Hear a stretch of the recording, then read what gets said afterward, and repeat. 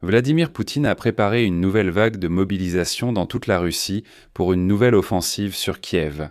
Sur fond d'avertissement du Kremlin concernant la préparation de nouvelles vagues d'attaques massives contre la capitale ukrainienne qui pourraient n'être qu'une préparation du terrain.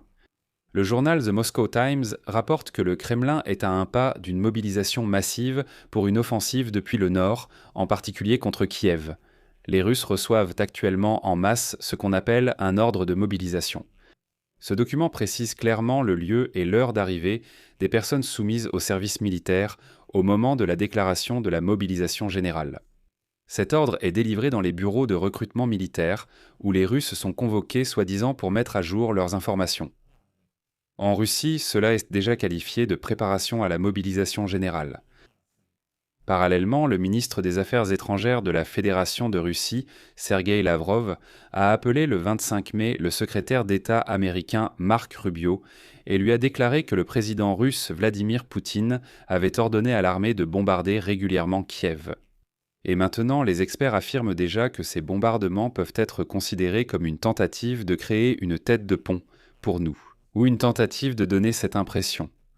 Je m'appelle Alexei Petchi, discutons ensemble de ce sujet. Mais avant de commencer, je vous demande de vous abonner à cette chaîne YouTube, de liker cette vidéo, d'écrire n'importe quel commentaire et surtout de vous abonner à mon canal Telegram Petchi News. Le lien est dans la description de la vidéo.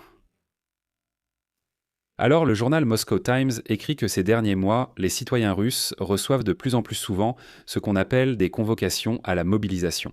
Ils reçoivent des ordres de mobilisation lorsqu'ils se présentent au bureau de recrutement militaire pour actualiser leurs informations ou via des convocations électroniques. Cela ressemble à une simple vérification des données, mais les bureaux de recrutement militaire préviennent qu'il faudra bientôt revenir. Je tiens également à souligner qu'il a été révélé plus tôt que, d'ailleurs, les Russes ne sont plus autorisés à entrer en Biélorussie. Parce qu'avant cela, on vérifie d'abord si le bureau de recrutement militaire ne les recherche pas. Selon la publication, cela est confirmé par les statistiques des recherches Google et Yandex, ainsi que par les données d'avocats. Google a commencé à enregistrer une augmentation des recherches par mots-clés liés à l'ordre de mobilisation à partir de la fin mars, et leur nombre a atteint un pic début avril. En conséquence, des requêtes telles que « on a collé un ordre de mobilisation »,« que faire », combien de temps un ordre de mobilisation est-il valable ou ordre de mobilisation rouge sont devenus extrêmement populaires sur Google Trends.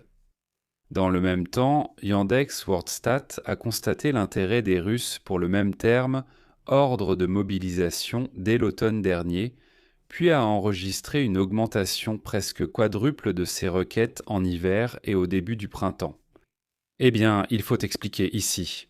Cet ordre de mobilisation est délivré sur la base d'une décision de la commission municipale de conscription. Il contient des instructions sur ce que le citoyen doit faire en cas de mobilisation générale, où et quand se présenter et quoi emporter avec lui. Habituellement, l'ordre est collé ou inséré directement dans le livret militaire. En ce moment, un grand nombre de convocations sont envoyées aux soi-disant réservistes. Le plus souvent, ils sont convoqués soi-disant pour une mise à jour des données et plus rarement pour un examen médical. Et lorsqu'ils se présentent, on essaie de leur coller cet ordre de mobilisation, de les convaincre de rejoindre la réserve ou de signer un contrat. Et déjà en février, des défenseurs des droits de l'homme en Russie signalaient la confiscation de livrets militaires auprès des employés d'une grande entreprise, suivie de la remise de convocation et de la proposition d'apposer un ordre de mobilisation. En mars, l'administration du village de Novoromanovo, dans le kraï de l'Altaï, a affiché des listes. Pour recevoir les ordres de mobilisation, elle a obligé les hommes munis de leur livret militaire à se présenter. Des conscrits de Novosibirsk et de la région de Tcheliabinsk ont aussi signalé qu'on avait collé l'ordre de mobilisation. Le représentant de l'un des conscrits a déclaré que, je cite, « Les bureaux de recrutement travaillent actuellement selon des instructions, vérifient de tout le monde et ajoutent des personnes au groupe de ceux qui pourraient en être utiles à l'armée. » Il a qualifié cela de préparation à une mobilisation générale et à une sélection de candidats. Dans ce contexte, je rappelle qu'hier, le 25 mai, Vladimir Poutine a finalement signé une loi élargissant considérablement ses pouvoirs pour utiliser les forces armées à l'étranger. Selon le document, Désormais, le dictateur chauve Vladimir Poutine pourra utiliser l'armée pour protéger les citoyens russes en cas d'arrestation, de détention, de poursuites pénales ou autres à l'étranger. Il s'agit de cas où des Russes sont arrêtés à l'étranger par des tribunaux qui ont des pouvoirs sans la participation de la Fédération de Russie, ainsi que par des instances judiciaires internationales que la Russie ne reconnaît pas, et tout cela était mentionné dans la note explicative de cette loi. Les amendements correspondants sont apportés aux lois fédérales sur la citoyenneté et sur la défense. Actuellement, Poutine peut envoyer des troupes à l'étranger si des pays ou instances internationales prennent des décisions contraires aux intérêts de la Fédération de Russie. Russie. Et c'est ainsi que les autorités russes ont décidé d'élargir les pouvoirs de Poutine concernant l'utilisation de l'armée à l'étranger, après une série d'avertissements des principaux pays de l'OTAN, selon lesquels le Kremlin se prépare à une guerre ouverte avec un ou plusieurs pays européens. Cet été, le chef des services de renseignement allemands a mis en garde contre le risque d'une provocation russe dans les pays baltes. En février, les services de renseignement danois ont déclaré que la Russie était capable de déclencher une guerre à grande échelle en Europe dans les 5 prochaines années. Mais la soi-disant phase 0 de préparation à une telle guerre a déjà commencé en Russie, et l'Institut pour l'étude de la guerre en avait déjà parlé en octobre.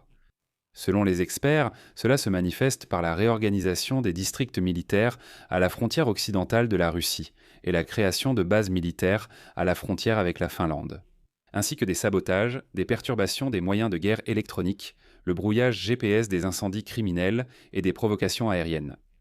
Au même moment, le 25 mai, le ministre des Affaires étrangères de la Russie, Sergueï Lavrov, a appelé le secrétaire d'État américain Marco Rubio et lui a déclaré que le président de la Fédération de Russie, Vladimir Poutine, a ordonné à l'armée de bombarder régulièrement la capitale ukrainienne, Kiev.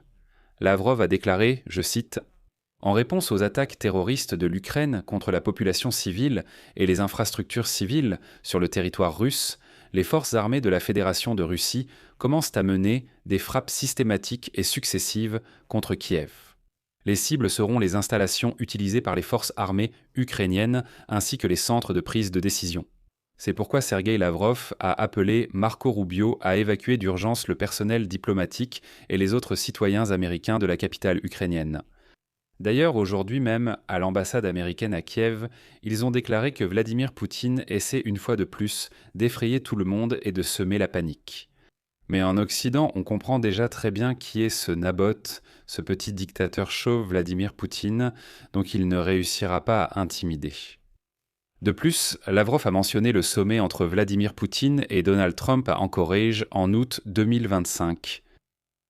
Et il a exprimé ses regrets que, je cite, « les efforts agressifs des élites européennes et de la direction ukrainienne sapent les progrès réalisés lors de cette rencontre vers un règlement durable et à long terme en Ukraine. » Je rappelle aussi que lundi, le ministère russe des Affaires étrangères avait signalé de nouveaux bombardements sur Kiev.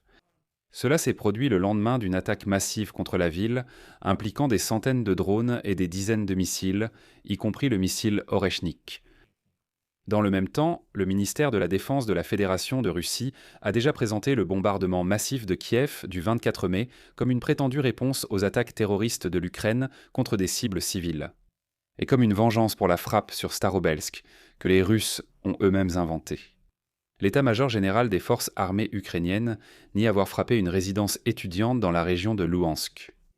Ils assurent avoir visé uniquement des cibles militaires russes, dont des dépôts de munitions, des systèmes de défense aérienne, des postes de commandement et le QG de l'unité de drones Rubicon. Je vais m'arrêter ici. Donnez votre avis, partagez vos conclusions dans les commentaires sous cette vidéo, abonnez-vous à la chaîne, activez la cloche et n'oubliez pas de mettre un like. Si vous souhaitez soutenir le travail des forces armées, activez la cloche et n'oubliez pas de mettre un like si vous souhaitez soutenir ce travail.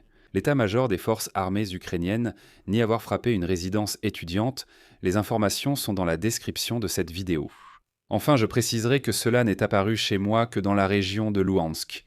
L'état-major des forces armées ukrainiennes nie avoir frappé une résidence étudiante à Louhansk.